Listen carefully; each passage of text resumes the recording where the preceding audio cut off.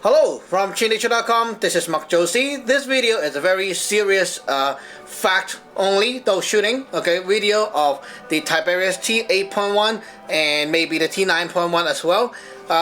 So this one I want to share some facts with you guys who own the Tiberius T8.1. And this video I'll be talking about using CO2, 12 grams CO2 only. As I have tested with my two Tiberius T8.1, one of my Tiberius T8.1, this one, the older version, like an older model, somehow can shoot a little bit harder than the newer version. It's not the difference in color, but maybe some little difference in terms of how they built the gun inside. Basically, this one I can get maximum up to 28 to 29 joules. That is close to 30 joules of energy. This one, the newer version, I can get up to about 25, 26 joules max. I am not a paintball player, so my Tiberius is not set up to be used in paintball game. I use it for making videos to experiment with guns. I use it for pinkling practice, like target shooting, shooting at cans, destroying cans and stuff like that, making fun videos for you guys to see. So my goal is to get the marker to be as destructive as possible. To do that, first of all, we have a smaller Allen key that pokes into this hole, velocity adjustment hole, and I have to turn it all the way in to secure that so that the gun will not bleed air when the pressure is higher. With the other bigger Allen key, we will be tuning the power higher up to the desired FPS. A paintball chronograph like this, a handheld one, the maximum you can measure is 399 and nothing more than that. So anything over 400 FPS, you need a chrono to measure it. The power of the gun is not determined by the FPS. The power of the gun is determined by the velocity and also the mass of the projectile. A paintball is about 3 grams, 2.9, 3 grams each. These GXG brand Z balls or Re-ball, whatever you call them, they are 3 grams each in average. Pepperball brand Riot control balls, they are rubber ball, hard rubber, and these rubber, they are not squishy, and they weigh 3.9 grams each. They're very hard.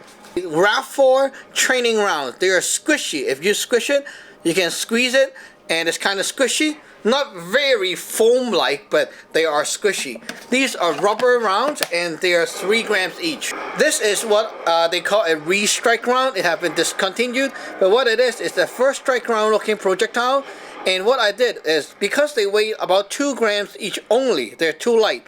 So at the back, I secured the back with some wax. I waxed it, and inside there are 4 6mm ball bearings, steel ball bearings. And so now this thing weighs 6.2 grams. Last but not least, this is my favorite projectile, the Breakable MB68P. This is specially made by Michael from AlternateBuy.com. You can go to his website, AlternateBuy.com, and buy these and tell him that you're referred by our channel to get a discount. These weigh 6 grams to 6.2 grams each measured. They are glass balls with rubber coating, and the rubber coating will help your gun to fire more accurately, and it's better than the RAV4 aluminum ball because it doesn't scratch your barrel.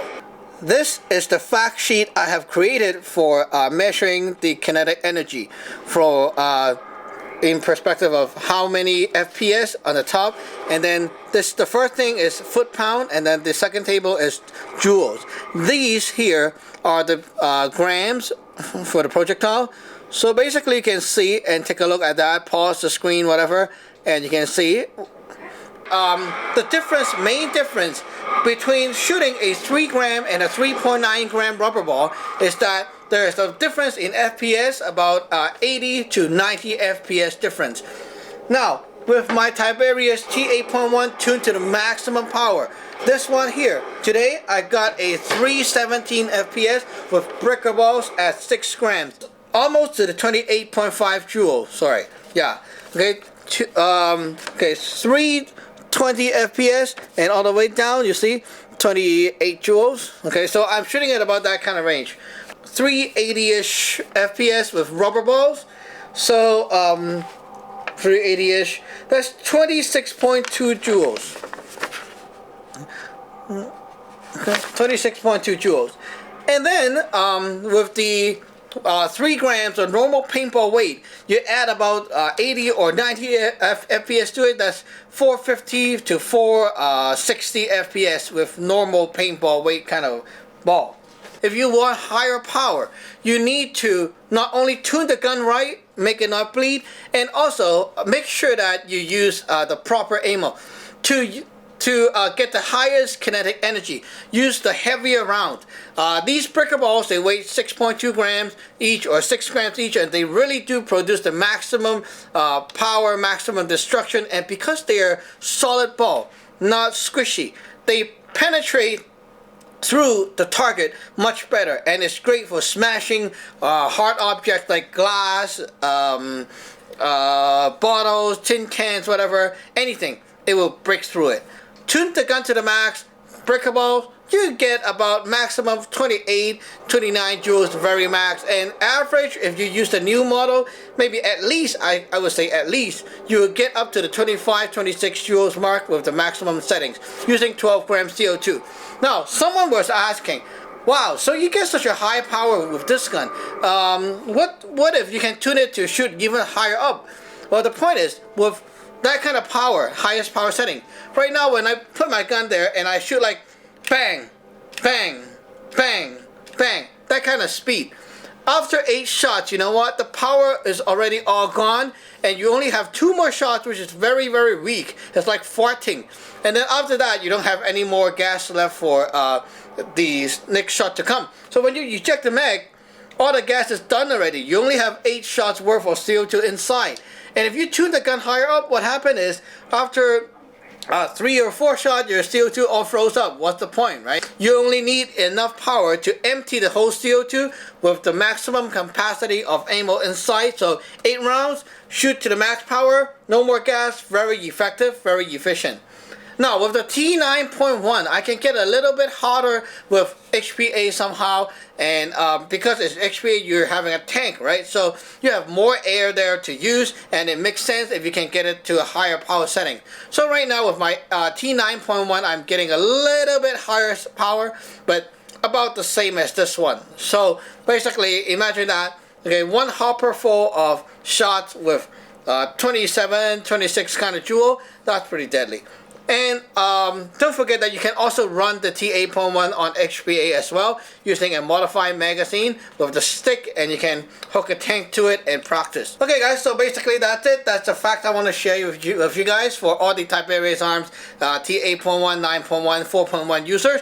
And don't forget, at last, look at my trigger and the mag release. This is a new installed Killjoy custom trigger and mag release. They work so good.